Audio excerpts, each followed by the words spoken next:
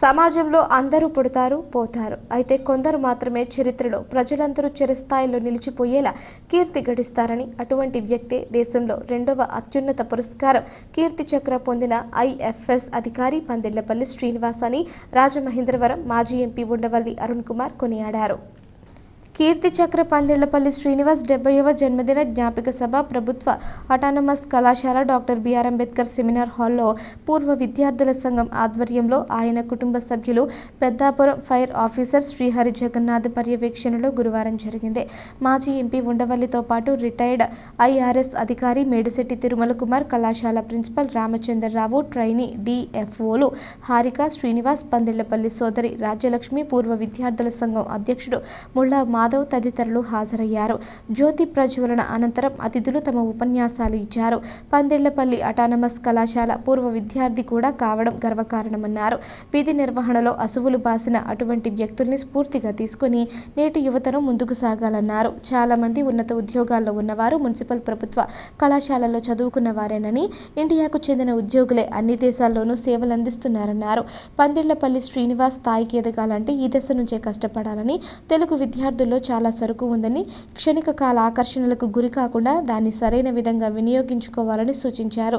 చదువు ఉన్నవారి వద్దనే లక్ష్మి కూడా ఉంటుందని, కీర్తి చక్రగా చరిత్ర ఉన్నంతకాలం గుర్తుండిపోయేలా బతకాలే తప్ప కీర్తిశేషులుగా మిగలకూడదని పేర్కొన్నారు. పారామిలిటరీ బలగాలు కూడా ఏమీ చెయ్యలేని నరకాసురుడు వీరప్పన్ను ఆయనే ఎదిరించిన ప్రాణాలర్పించిన తీరు దేశానికి గర్వకారణమని గుర్తుంచుకోవాలని అన్నారు. టిష్యూ కల్చర్ ల్యాబ్కు పందిళ్లపల్లి శ్రీనివాస్ పేరు పెడతామని ప్రిన్సిపాల్ ప్రకటించారు.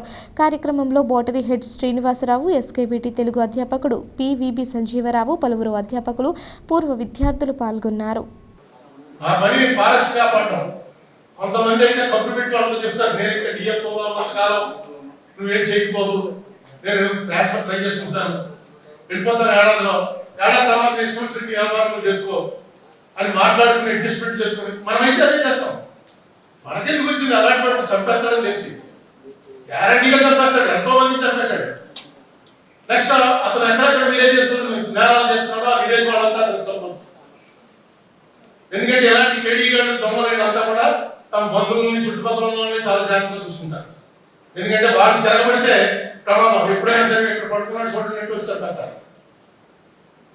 అటువంటి మనిషి మీద గాంధీ ఏదైతే ఆ రోజు రైలు నుంచి పడిపోయినప్పుడు ఆలోచించాడో అలా ఆలోచించి ఇతనికి దెబ్బ పట్టాలంటే వీరప్పన్న వాడు సరెండర్ అవ్వాలంటే ఈ దెబ్బ పోలీసు గణంతో తీసుకెళ్లి అరెస్ట్ చేయడంతో కాదు, తనకున్న బేస్ ఏదైతే ఉందో, ఎవరైతే గ్రామ ప్రజలు ఉన్నారో చదువు సంజయ్ లేని వాడు వాళ్ళని మోటివేట్ చేయాలి, జరుగుతుంది అన్యాయమని అని మొదలు పెట్టాడు. సిద్ధాంతాన్ని అవే పాటించారు.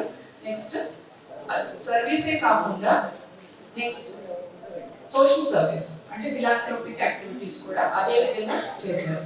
అంటే ఆయన చేసిన ఉద్యోగ ధర్మమే కాకుండా చుట్టుపక్కల ఉన్న వాళ్ళు కూడా మంచిగా ఉండాలి, వాళ్ళకి లివింగ్ కండిషన్స్ పెంచాలి అని స్కూల్స్ కట్టించడం, రోడ్స్ వేయించడం, డిస్పెన్సరీ యూనిట్స్ పెట్టించడం, ఇవన్నీ కూడా చేశారు. సో ఇది మనకి బెస్ట్ ఎగ్జాంపుల్, అంటే ఇన్స్పైర్ అవ్వడానికి. ఇలాగా డ్యూటీ అండ్ సర్వీస్ రెండు ప్యారలల్ గా చేయడం అనేది చాలా తక్కువ మంది చేస్తారు.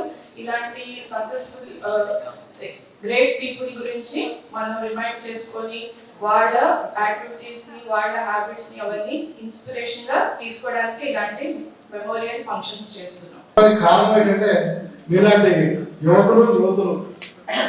యువతులందరూ కూడా ఇన్స్పైర్ అయ్యి సమాజానికి మనం ఎంత ఇవ్వగలమో అంత ఇవ్వాలని ఆ ఉద్దేశంతోనే మేము కూడా ప్రతి సంవత్సరం ఇవి ఇలా జరిపించాలని. ఎందుకంటే మొదటి సంవత్సరం నుంచి కూడా ఆయన ప్రసంగం లేకుండా కీర్తి చక్ర శ్రీనివాస్ గారిది ఏ కార్యక్రమం జరగలేదు రాజమండ్రిలో. సో ఇలాంటి మహానుభావులు నడయాడి ఇక్కడ చదువుకొని ఇంత గొప్ప స్థానానికి వెళ్ళారు. ఈరోజు వారితో ఉన్న సాన్నిహిత్యం కానీ ఆ పందిళ్లపల్లి శ్రీనివాస్ గారి యొక్క మధుర స్మృతుల్ని మనకి ఫ్యామిలీ వారు మనం అంతా చాలా బాగా స్ఫూర్తి పొందాం. సో వారు అన్నట్టుగా నెక్స్ట్ ఇయర్ నుంచి ఒక వారం రోజుల ముందుగానే విద్యార్థుల్లో ఒక స్ఫూర్తిని నింపడానికి మనం డిఫరెంట్ కాంపిటీషన్స్ పెట్టి ఈ రోజు కొంచెం గ్రాండ్ గా సెలబ్రేట్ చేయడానికి, అలాగే పందెలపల్లి శ్రీనివాస్ గారికి సంబంధించిన స్పార్క్ అవార్డులు కాలేజీలో ఇవ్వడానికి ఒక స్టాఫ్ కౌన్సిల్ ఒక నిర్ణయం తీసుకుంటారని